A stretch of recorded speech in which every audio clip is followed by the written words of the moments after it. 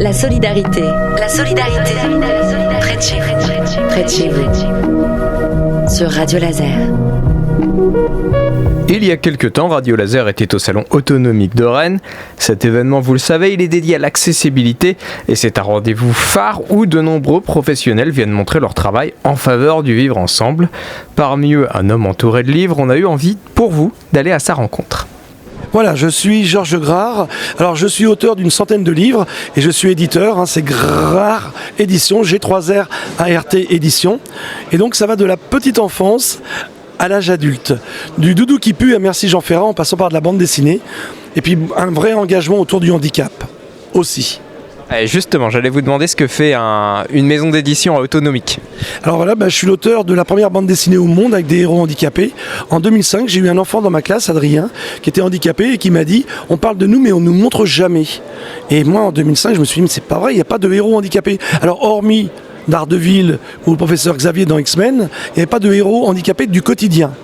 Donc je suis arrivé avec la bande à aide un an plus tard. La bande à aide, c'est un petit maghrébin nain, un gros black obèse, je voulais parler du handicap invisible, donc Tommy est déficient, Sam donc est obèse, Chang asiatique et non-voyant, et Ed qui est en fauteuil et qui est amoureux d'une petite Cathy, sa nana amoureuse, une petite Cathy valide. Je voulais qu'il y ait un couple handi-valide. Et la bande à aide, aujourd'hui, c'est 7 tomes joyeux et un peu les porte-paroles du monde du handicap. Et après, j'ai proliféré puisque j'ai fait le petit livre du handicap pour expliquer le handicap aux enfants. Ça n'existe pas.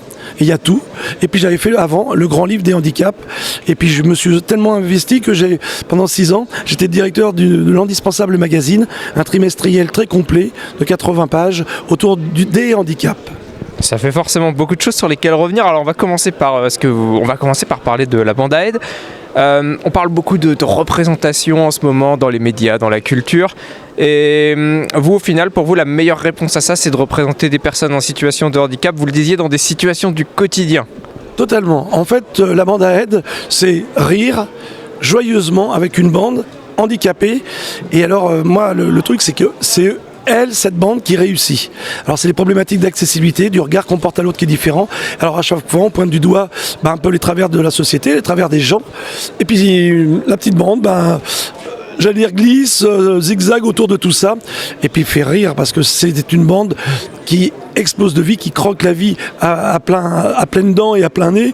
Et alors ce qui est extraordinaire, c'est que les lecteurs valides, les jeunes lecteurs valides, mais c'est une BD familiale, rient énormément. Et souvent on me dit, mais oui, on s'était pas aperçu qu'ils avaient un handicap. Et pourtant, il y a des handicaps visibles, puisque Chang, il a sa canne blanche, Ed, il a son fauteuil, voilà.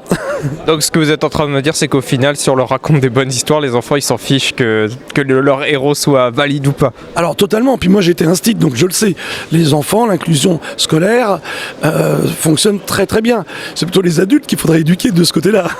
Alors du coup, vous me disiez que vous avez écrit un livre pour expliquer un peu le handicap aux jeunes. Oui. Et maintenant, vous me dites que c'est plutôt les adultes qu'il faudrait éduquer. Alors comment ça marche? Comment on fait? Alors justement, j'avais commencé par le grand livre des handicaps pour l'expliquer aux adultes. Et puis j'ai vu qu'il y avait un manque au niveau de la littérature jeunesse. Donc j'ai fait le petit livre des handicaps. Et justement, c'est de la littérature jeunesse. Parce que chaque chapitre démarre par une histoire où le héros ou l'héroïne est en situation de handicap. Et après, il y a des choses à acquérir ou pas. Mais le regard que portent les enfants sur le handicap, sur la différence. Alors, je mets un bémol malgré tout, parce qu'arriver au collège et lycée, c'est beaucoup plus difficile. Extrêmement difficile. Il y a un changement métabolique, physique, de l'enfance à l'adolescence. Et là, je pense qu'il y avait un peu plus de sévérité par rapport à ce regard, par rapport à l'autre qui est différent. C'est parce que les ados ont eux-mêmes beaucoup plus conscience de leur corps d'un coup, peut-être? Oui, mais plus problématique avec leur corps, effectivement.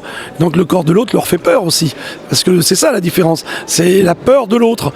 Mais peut-être qu'il a peur de son changement physique et ça engage la peur de l'autre. Donc je pense que c'est plus difficile. Alors le petit livre des handicaps, c'est pour le 3e cycle et les collèges. Voilà.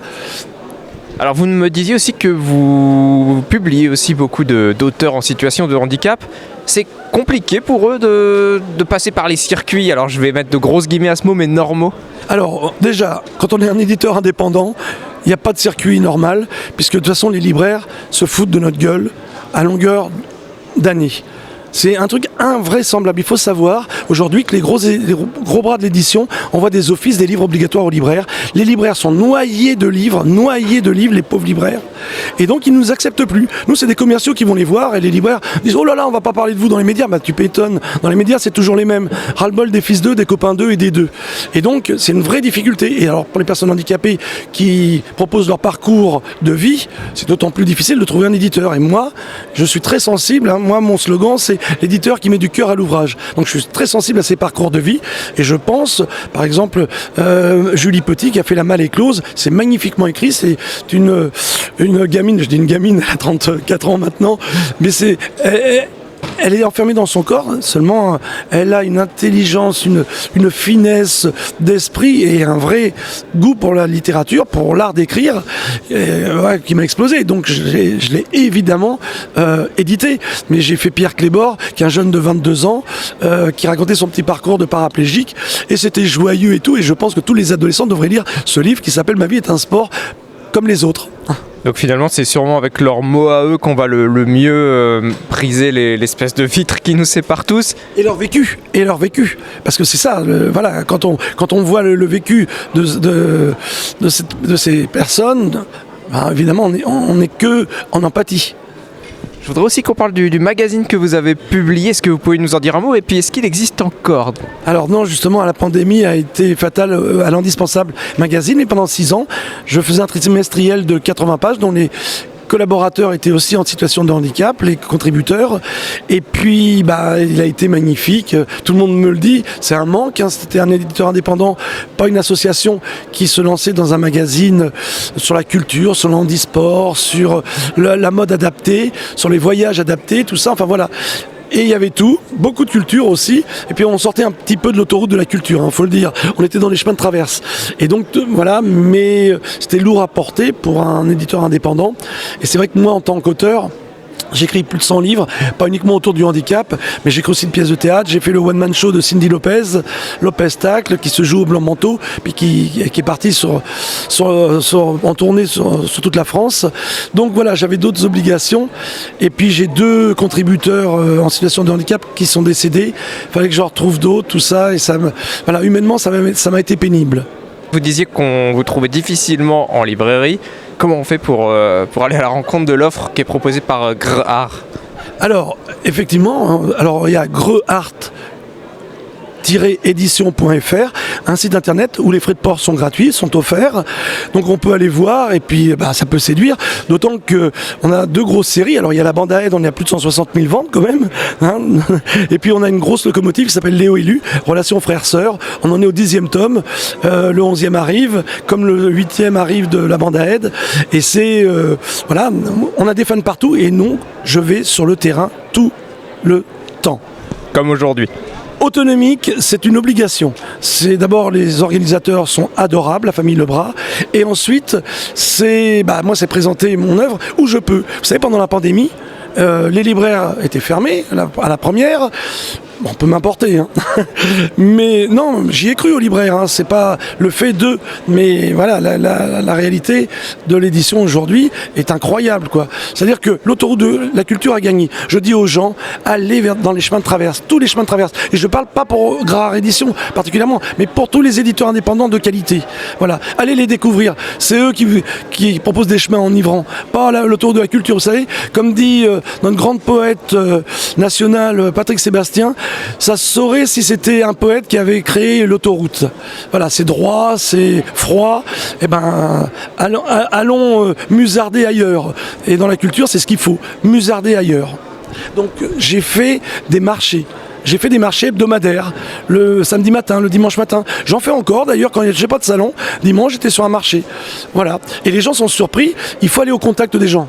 Voilà, moi je pense qu'ils sont très surpris de la qualité de... Là, j'ai fait... par exemple, je sors une série qui s'appelle « Choisis ton sport, choisis ton animal, choisis ton super pouvoir ».